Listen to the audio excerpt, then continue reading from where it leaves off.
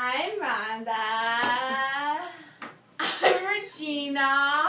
And hi, I'm Candace. Hello, I'm Tiffany, and welcome to the New Age. Today we're going to do something a little bit different.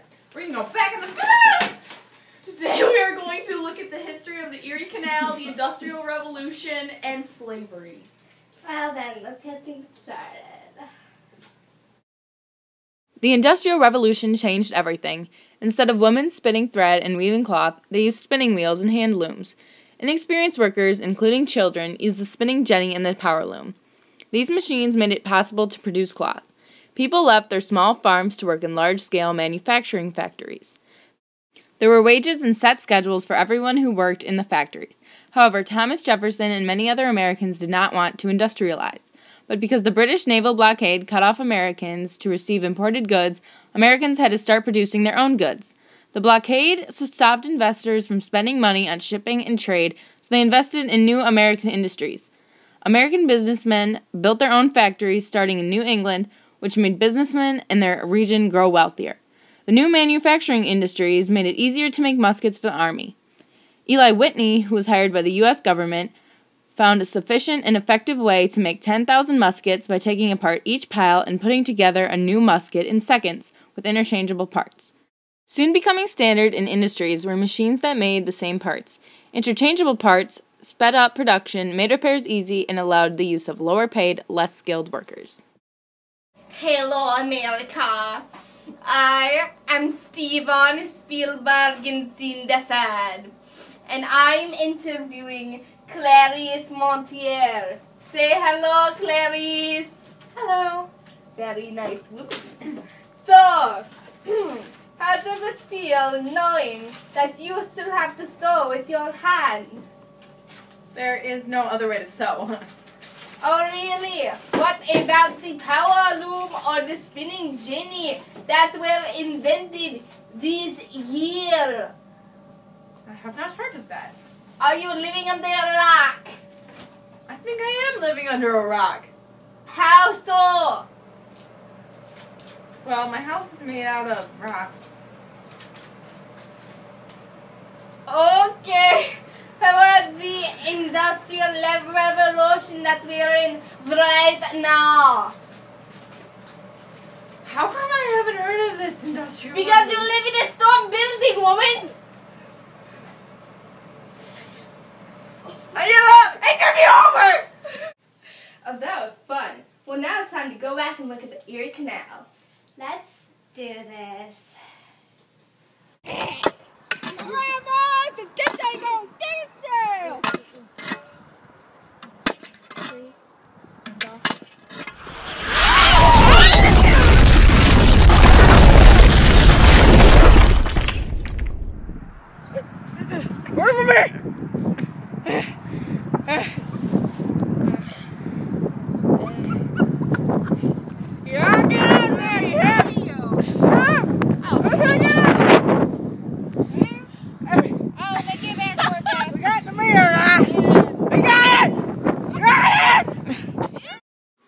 In 1817, the Erie Canal began construction.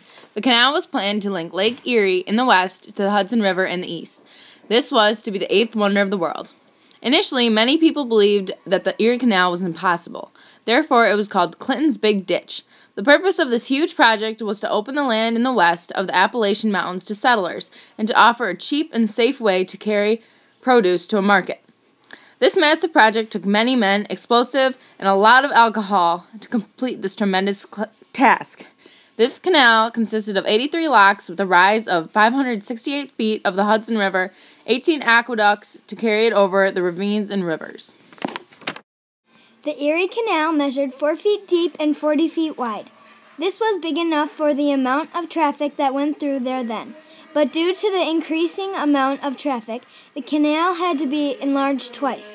In 1918, the final time it had been enlarged, it measured 12 to 14 feet deep and 100 to 120 feet wide. When the Erie Canal was completed in 1925, it stretched 363 miles and was considered to be one of the engineering marvels of the world. To this day, it is still used greatly and will continue to be used for many years to come. And we're back Next up, we have slavery and the cotton gin. Girl, it's hot, hot, hot today. Speaking of hot guys, I heard that LaQuisha's 5 children got taken away by that ratchet master last night. Well, you know what? Okay, first off, her little kids look like baby alligators. She ratchet and she has a horrible attitude, so, You all better quit your yapping and get this cleaned up on the cotton gin in 1 hour.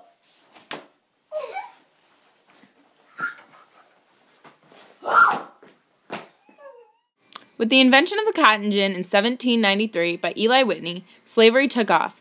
Instead of the slaves cleaning 1 pound of cotton per day by hand, they could clean up to 50 pounds per day with the cotton gin. The cotton gin boosted the cotton industry in the South. The cotton industry changed Southern life in 4 ways. First, it triggered a vast movement westward. Second, cotton became the most widely grown crop in the South. Third, Native Americans were driven off the southern lands to make room for plantations. And last, many slaves were sold to keep up with cotton production. Now, if the cotton gin made production easier, why would plantation owners buy even more slaves? Well, the more cotton produced, they needed more slaves just to keep up. There were many wealthy plantation owners in the South, most with hundreds of acres of land, and even some with thousands of acres. Many slaves found the strength to practice religion. They often expressed themselves in spirituals, which were religious folk songs. These songs often contained hidden messages until Turner's Rebellion in 1831. After the rebellion, religious services could only be held in the presence of whites. If one of the white people found anything suspicious in a religious service, they would report it. Turner's Rebellion was led by Nat Turner, a Virginian slave that could read and write as a child. Nat Turner also read the Bible and delivered very powerful sermons. He became angered at the enslavement of his people. He believed that God had told him to lead a rebellion against whites. The rebellion caused the death of 55 white men, women, and children. Over 200 African Americans were killed in revenge, along with laws passed to prohibit free blacks and slaves from owning weapons or buying alcohol. Oh, how interesting. Now, last but certainly not least, we have Steamboat. All aboard the Cloudmont! Get on, let's go! Welcome, welcome, welcome. Take a seat. oh, look at this. Cheers, I say cheers. Oh, look at that. Oh, goodness. Oh, not too much. No, not too much. You just got fun. Robert Fulton invented the steamboat. However, in 1769, the Scotsman James Watt patented an improved version of the steam engine, which started in the Industrial Revolution. The era of the steamboat began in America in 1787 when John Fitch made the first successful trial of a 45-foot steamboat on the Delaware River on August 22, 1787. He later built a larger vessel that carried passengers and freight between Philadelphia and Burlington, New Jersey. He got a U.S. patent for his steamboat in August of 1791 after a battle with James Rumsey over claims to the same invention. I'm happy as can be. Happy days! Okay, now where are we going? Don't dip the ship. You got to balance it out. You said 50-50. You go here, you go over there.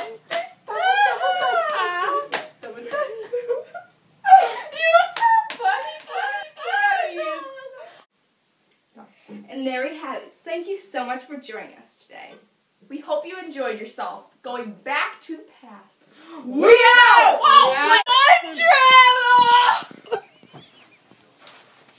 What is happening in this house? Take your What are you doing? No. Time travel. I wish I had a sewing machine. What is a sewing machine?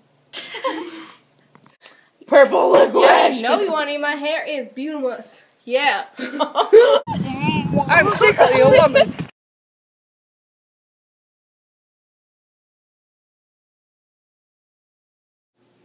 Thank you for watching this production.